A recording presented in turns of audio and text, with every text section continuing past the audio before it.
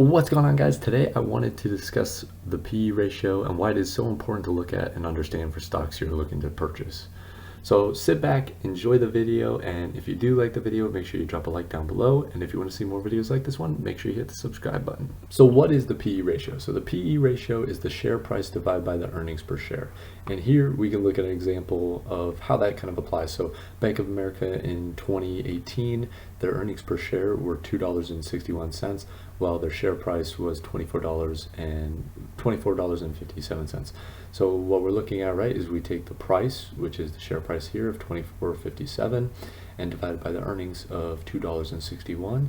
And when we do that math down here below, we can see that that comes out to a 9.41 PE ratio.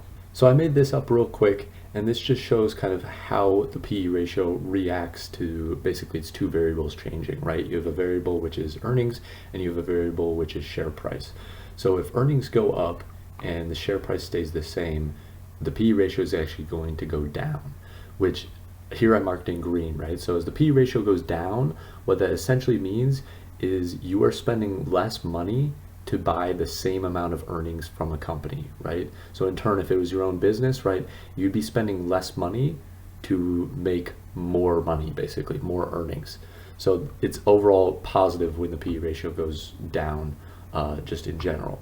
So here, right, you have earnings, if earnings go down, but the PE ratio the share price stays the same, the PE ratio is actually going to go up, which again means you're spending more money to basically make less earnings.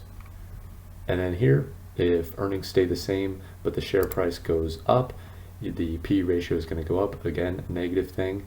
If earnings stay the same but share price goes down, then the PE ratio is again going to go down, which is a positive thing. And then if earnings and share price go up by the same amount, relatively, then the PE ratio will stay the same. And if they both go down, then again the PE ratio will stay the same. Again, these are important things to think about and understand. So I would suggest taking a minute, pause the video, look at these, and make sure you kind of understand the math behind how all these work out. So as I kind of mentioned, if you just Google why is a PE ratio important, right? Basically what it says here is the PE ratio helps investors determine the market value of a stock compared to the company's earnings. So as I just previously mentioned, right, you're looking at how much are you willing to spend for a company's set amount of earnings, right? So that's ultimately what you're looking at.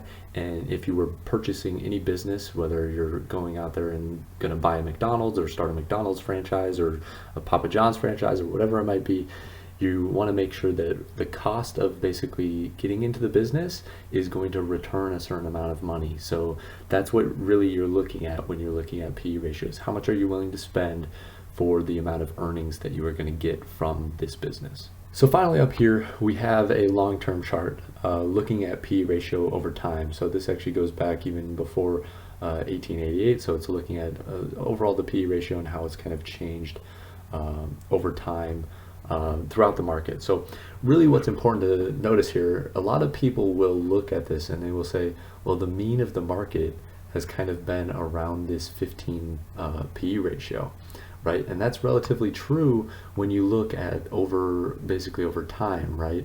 You're seeing that. But most recently, what we've seen kind of since the 1990s is PE ratios averaging well above that, right? So ultimately, this isn't necessarily a bad thing, right? If you looked at this, obviously these PE ratios in here, and you had just kind of came out the night of the 1980s, 1970s, you would think everything is overpriced, right? But again, that's not necessarily true, because if you look at how kind of money policies within the government have changed around this time, basically money became more freely available, interest rates on money basically dropped. So as that, right, businesses are more freely available to basically borrow money and use to kind of capitalize on new innovation and new things. So that's really what we've seen here. And obviously you look at here, right, PE ratio spiked up here, right? And that has a lot to do with, or that is specifically the tech bubble. So what happened there is you ran into the problem, right, where basically you had all this innovation and price shot up too high. Price for how much the companies at the time were actually earning was extremely overvalued, right? And the companies were not able to capitalize on it, right? So all this money was freely available, and you had all these tech companies that could have potentially earned a lot of money, but they didn't capitalize. They didn't follow through. You had a bunch of people basically spending this freely available money on stocks and basically running the price up. So that's what you saw here. And in contrast, right, we saw 2008, obviously we had a huge recession. You basically have the reverse of that situation. So you had a bunch of companies that were kind of basically overall solid, but there was a downturn in the overall market, right? Basically money dried up, everything, all the money kind of disappeared. Interest rates were driven down to try and basically make money more freely available, but that was after the fact. And obviously as all that money kind of disappeared, less people were able to spend money. So really all these companies that were performing well, all of a sudden their earnings basically dropped out from underneath them. So right here we saw price kind of spike. Here in 2008 we see price basically stay the same, but earnings drop off. And that's what caused kind of these two spikes in here. More recently, right, we're seeing money, at least my prediction would be, is we're seeing money again be very, very freely available.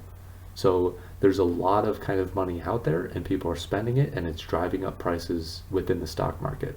So we're kind of starting to see the beginning of kind of a pullback. I wouldn't be surprised if we pull back into this 20 range for PE ratios. However, I don't think that, obviously we've seen kind of bounces off this 15 PE ratio. I don't think we're necessarily going to drop down below unless the Fed and the government kind of change their policies around money, right? If they start increasing interest rates quite a bit, then you could see PE ratios kind of fall back off, because again, there isn't enough money in the system. Companies aren't innovating as quickly. What we've kind of seen recently is a lot of innovation, and that's kind of validated this higher price for earnings basically. So anyways, it's just something to keep in mind as you're looking at companies. Obviously we only looked at the overall market. You need to kind of do this with companies. Tesla is a good one to look at, right?